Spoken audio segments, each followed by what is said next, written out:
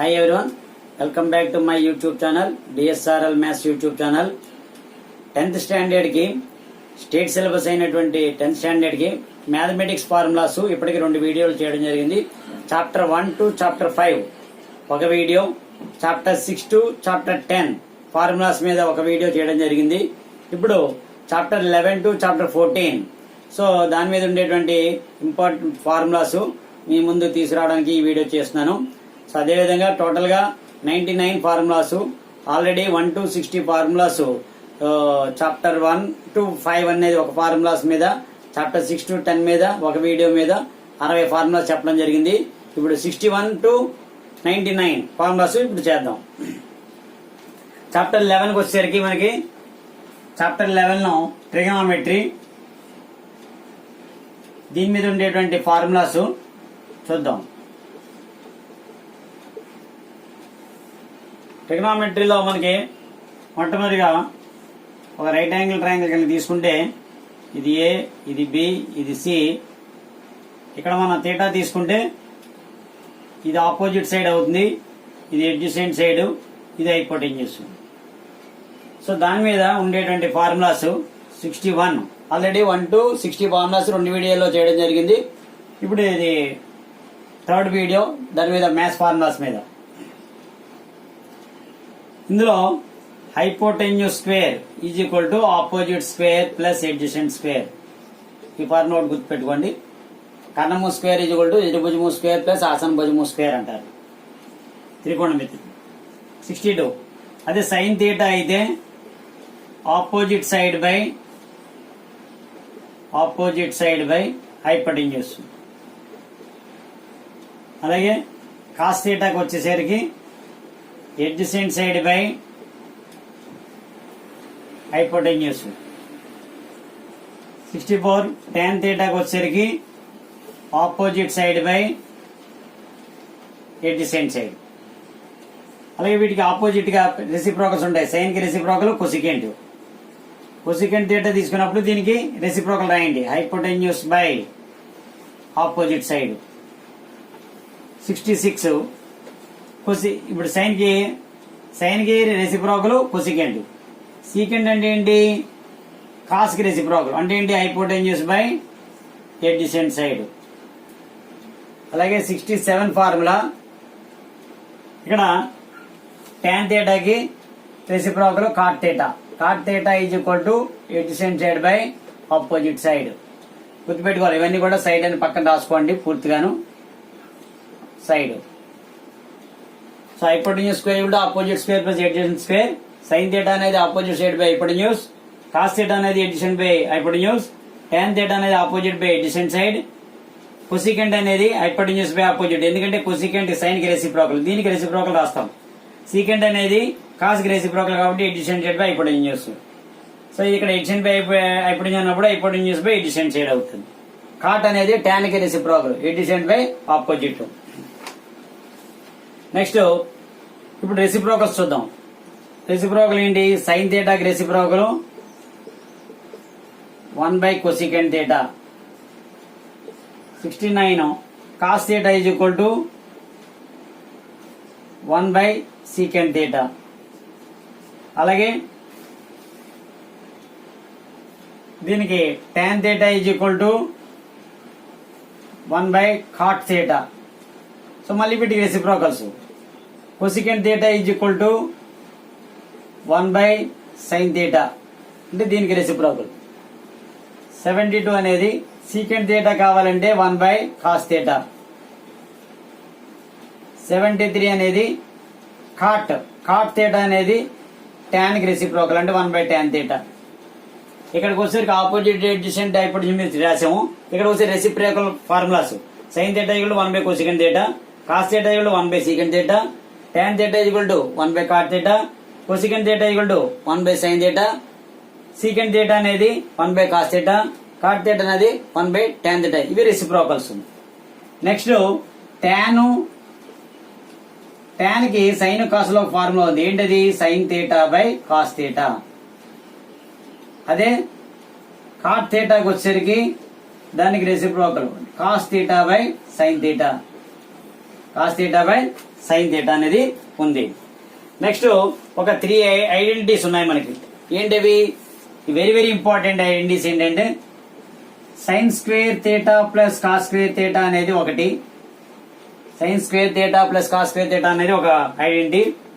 దాని నుంచి మళ్ళీ మనకి వేరేగా వస్తాయి. సైన్ స్క్వేర్ థీటా కావాలంటే 1 minus cos square, cos square theta కావాలంటే 1 మైనస్ సైన్ స్క్వేర్ అనేది. ఇంకొక ఐడెంటిటీ ఏంటంటే 1 plus tan square theta is equal to secant square theta అనేది ఒక identity. 1 plus tan square theta equal to secant square theta. మళ్ళీ దీని నుంచి ఇంకో రెండు మనం ఫార్మ్ చేసుకోవచ్చు. Tan square theta equal to secant square theta minus 1, లేదా 1 is equal to secant square theta minus tan square theta రాసుకోవచ్చు. సో ఇంకొక ఐడెంటిటీ ఏంటంటే 1 plus cot square theta is equal to cosecant square theta. So ఈ మూడు కూడా very very important identities. So ట్రిగ్నామెట్రీలో sine square theta plus cos square theta value 1 అనేది రావాలి compulsory. అది ఎవరు అడిగినా సరే మొట్టమొదటి అది అడుగుతుంటారు. Sine square theta plus cos square theta ఎంత అడిగితే 1. అలాగే 1 plus tan square equal to secant square theta, 1 plus cot square equal to cosecant square theta. మళ్ళీ దీని నుంచి ఇంకో రెండు ఫార్ములా రాసుకోవచ్చు మనం. Cot square theta equal to cosecant square theta minus 1, లేదా 1 is equal to cosecant square theta minus cot square theta అని రాయొచ్చు. నెక్స్ట్ దీని తర్వాత 78 ఇక్కడ. దీని కంటిన్యూషన్ ఏంటంటే కాంప్లిమెంటరీ యాంగిల్స్ మీద కొన్ని ఉంటాయి ఫార్ములాస్. కంటిన్యూషన్ చెప్దాం. ఇందులో 79 sine 90 minus theta is equal to cos theta. అలాగే cos 90 minus theta is equal to, ఇవి కాంప్లిమెంటరీ యాంగిల్స్. 90 మైనస్ థీటా అనేది cos 90 minus theta is equal to sine theta. అలాగే tan 90 minus theta is equal to cot theta అవుతుంది. tan 90 minus theta equal to cot theta.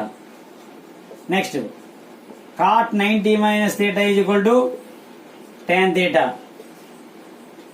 అలాగే secant 90 minus theta is equal to cosecant theta. మనకి ఇవి XI 11.3లో ఎక్కువగా ఈ సమస్య మీద ఇస్తుంటారు. ఈ ఫార్ములాస్ మీద బేస్ అయి ఉంటాయి. సో 84 కొసికెంట్ 90 మైనస్ థీటా అంటే 90 డిగ్రీస్ ఇవన్నీ is equal to secant theta. అంటే ఇక్కడ చూసేసరికి సీకెంట్ సైన్ 90 మైనస్ థీటా అనేది కాస్ థీటా అవుతుంది, కాస్ 90 మైనస్ థీటా అనేది సైన్ థీటా అవుతుంది, tan 90 మైనస్ థీటా అనేది కాట్ థీటా అవుతుంది, కాట్ 90 మైనస్ థీటా అనేది tan థీటా అవుతుంది, secant 90 minus theta cosecant theta, cosecant 90 minus theta అనేది సీకెంట్ థీటా. సో ఇది ట్రిగనామెట్రీకి సంబంధించినటువంటి ఈ ఫార్ములాస్.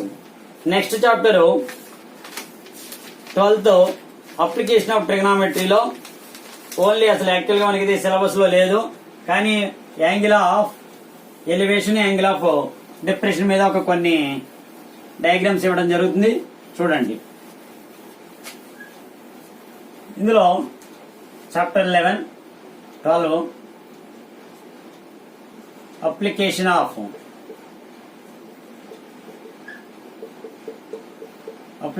ట్రిగనామెట్రీ. ఇందులో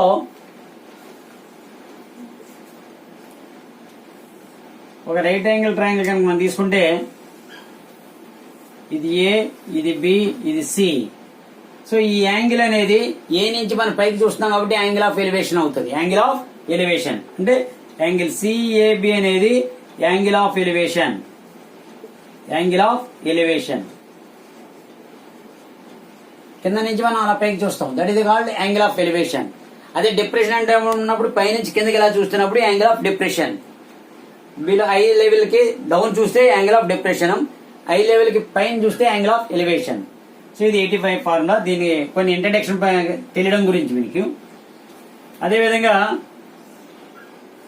యాంగిల్ ఆఫ్ డిప్రెషన్ అంటే ఏ విధంగా ఉంటుందో చూద్దాం. ఇప్పుడు పైనుంచి కిందకి చూశారనుకోండి, సి నుంచి ఏకి చూశారనుకోండి, దానికి థీటా అనేది ఇక్కడ థీటా అయితే ఇది థీటా అవుతుంది. ఈ రెండు alternate interior angles are equal. So angle of depression, angle of DCA ఇక్కడి నుంచి ఇక్కడికి, లేదా యాంగిల్ ఆఫ్ సిఏబి రెండు కూడా ఈక్వల్ గా ఉంటాయి. అవి angle of depression, angle of depression. అంటే ఓర్ధో కోణము అదా కోణము. ఓర్ధో కోణం అంటే పైకి చూడడం, అదా కోణం అంటే కిందకి చూడడం. అంటే angle of elevation, angle of depression, ఇవి రెండును. సో ఇవి యాక్చువల్గా మనకి లేవు కాబట్టి యాంగిల్ ఓన్లీ ఎగ్జాంపుల్ సమ్స్ ఉన్నాయి. దాన్ని బట్టి దాని ప్రకారంగా ఇందులో ఉండేటువంటి ఫార్ములాస్ యాంగిల్ ఆఫ్ ఎలివేషన్ గురించి, యాంగిల్ ఆఫ్ డిప్రెషన్ గురించి చెప్పడం జరిగింది. నెక్స్ట్ చాప్టర్ 13కి వచ్చేసరికి ప్రాబబిలిటీ. ప్రాబబిలిటీలో ఉండేటువంటి ఫార్ములాస్ ఏంటంటే 87 పి ఆఫ్ ఈ అంటే probability of an event. Formula ఏంటంటే number of favourable outcomes by favourable outcomes by total number of outcomes. Total number of outcomes. Favourable outcomes అంటే మనకు కావాల్సినవి. టోటల్ నెంబర్ ఆఫ్ అవుట్కమ్స్ అంటే మనకి ఏవైతే వస్తాయో మనకి టోటల్ గా వచ్చేవి అవి అవుట్కమ్స్ అవుతాయి. ఇందులో 88 ఏంటంటే P of A plus P of not a equal to 1. అంటే ఈవెంట్ నాట్ ఈవెంట్ రెండు కలిపితే 1కి రావాలి. సో అదొక ఫార్ములా. నెక్స్ట్ అంటే ఏంటి, the probability of an event, the probability of an event lies between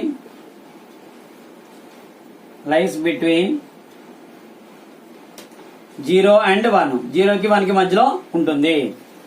అంటే దీన్ని మనం ఇలా రాస్తాం, 0 less than equal to P of ఈ లెస్ దెన్ ఈక్వల్ టు 1. 0కి 1కి మధ్యలో ఉంటుంది. ఇది ప్రాబబిలిటీలో ఉండేటువంటి ఫార్ములాస్. లాస్ట్ చాప్టర్ ఇది. Next 14th, that is called statistics. So ఇంతకు ముందు ఉండేటువంటి వీడియోస్ ని మనకి ఫార్ములాస్ కావాలంటే మనం ముందు వీడియోస్ ని చూడాలి. అది ఫార్ములా నెంబర్ 1, ఫార్ములా నెంబర్ 2 అని ఉంటుంది. ఇది ఫార్ములాస్ నెంబర్ 3 అని హెడ్డింగ్ పెడతాను. సో అందులో అవి చూస్తే అక్కడ టోటల్ గా ఆ 2 వీడియోలను 60 ఫార్ములాస్ ఉంటాయి. ఇక్కడ 61 నుంచి 99 అంటే 61 to 99 ఫార్ములాస్ ఇవ్వడం జరుగుతుంది. నెక్స్ట్ ఇప్పుడు స్టాటిస్టిక్స్ వచ్చేసరికి chapter 14 statistics. Ungrouped data, grouped data ఏ విధంగా ఉంటుందో చూద్దాం. 90 మొట్టమొదటిగా అన్గ్రూప్డ్ డేటా తీసుకుంటే అన్గ్రూప్డ్ డేటాలో మీన్, మీడియన్, మోడ్ ఏ విధంగా ఫైండ్ అవుట్ చేయాలో చూద్దాం. అన్గ్రూప్డ్ డేటా తీసుకోండి. అన్గ్రూప్డ్ డేటా అంటే ఏంటి, ఓన్లీ నెంబర్లు 1 2 3 4 5 6 లేదా 10 11 12 18 20 అలాగా నెంబర్లు ఇస్తుంటారు. ఒక క్లాస్ ఇంటర్వెల్ ఇవ్వకుండా ఇచ్చేది. అన్గ్రూప్డ్ డేటాలో ఏఎం ఏ విధంగా ఫైండ్ అవుట్ చేయాలి.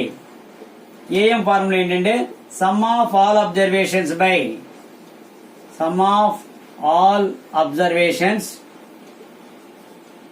By number of observations. Some of all observation by total number of observations. Some of all observation by total number of observations అంటే ఏమైనా 5 నెంబర్స్ ఇచ్చారుకోండి, 10 20 30 40 10 + 20 + 30 + 40 + 50 బై టోటల్ ఏంటంటే 5 అని వేసుకుంటారు. నెక్స్ట్ మీడియన్ ఏ విధంగా find out చేయాలి. Right in ascending order, take the middle most value. Right in ascending order, write the observations, write the given observations in ascending order, ascending or descending order ఏదైనా సరే, and take the middlemost value అంటే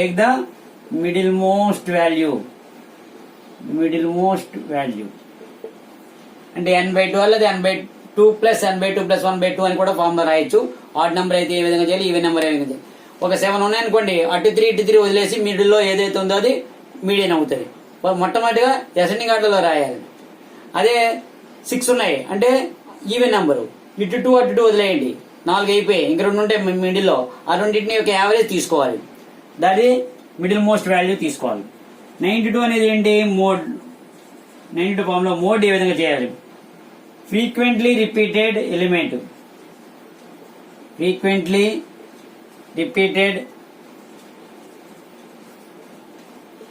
occurs in the given data. అంటే ఎక్కువ సార్లు ఏదైతే repeat అవుతుందో element దాన్ని మనం మోడ్ కింద తీసుకుంటాం. అంటే ఏంటి, ఇప్పుడు సపోజ్ 7 6 5 7 8 7 6 5 7 7 10 7 ఇచ్చారుకోండి. 7 అనేది ఎక్కువ సార్లు రిపీట్ అయింది కాబట్టి డైరెక్ట్ గా 7 అని రాసేస్తాం. సో ఇందులో మీడియన్కి వచ్చేసరికి ఇప్పుడు ఇలాగ ఉందనుకోండి 7 6 5 4 3 అసెండింగ్ ఆర్డర్లో రాయండి 3 4 5 6 7 ఇటోటి క్యాన్సిల్ చేయండి. ఇలాగా ఈ 5 అనేది మీడియన్ అవుతుంది. అలా కాకుండా ఈవెన్ నంబర్ ఇచ్చారనుకోండి 1 2 3 4 5 6 ఇచ్చారనుకోండి ఇటోటి ఎందుకంటే అసెండింగ్ ఆర్డర్లోనే ఉన్నాయి కాబట్టి ఇలా తీసుకుని ఈ 3 4 కి యావరేజ్ కట్టాలి. 3 + 4/2 7/2 అంటే 3.5. సో ఇక్కడ ఏఎం అనేది ఏమైనా నెంబర్ ఇచ్చారనుకోండి 1 2 3 4 5 అనేది ఇవన్నీ కూడా యాడ్ చేయాలి. 1 + 2 + 3 + 4 + 5 by 5 ఎంతేమో 3 6 10 15 15/5 that is equal to 3. So ungroup డేటాలో ఇలాగ ఇచ్చినప్పుడు ఈ విధంగా చేయాలి. Sum of all observation, number of observation, total number of observations. ఇందులో మీడియంకి వచ్చేసరికి write the given observation in the ascending order and take the middle most values. మోడ్కి వచ్చేసరికి ఫ్రీక్వెంట్లీ రిపీట్ ఏదైతే ఉందో అది తీసుకోవాలి మనం. ఓకే, నెక్స్ట్ గ్రూప్ డేటాకి వచ్చేసరికి ఏ విధంగా చేయాలి.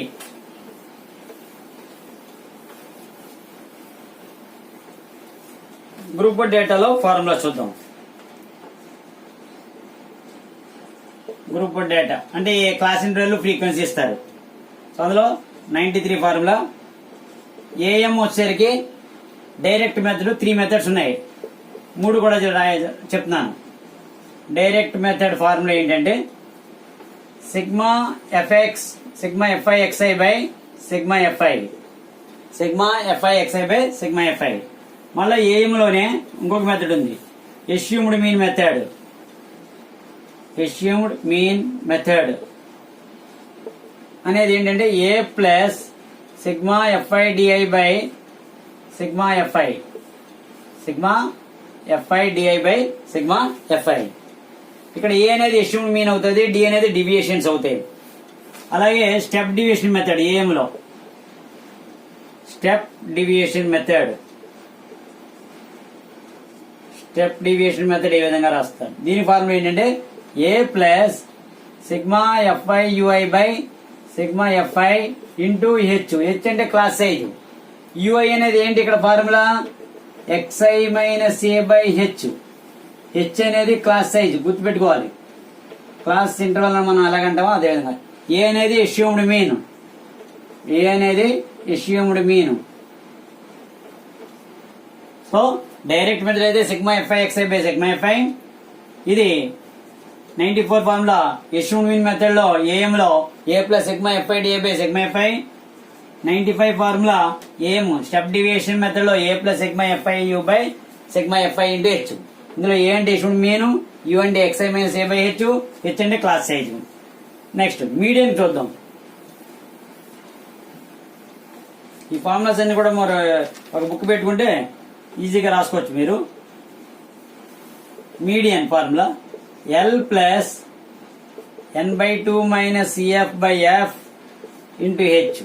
L అనేది లోవర్ బౌండరీ, N అనేది నెంబర్ ఆఫ్ అబ్జర్వేషన్స్, C అనేది క్యూములేటివ్ ఫ్రీక్వెన్సీ, F అనేది frequency of medium class, H అనేది క్లాస్ సైజు.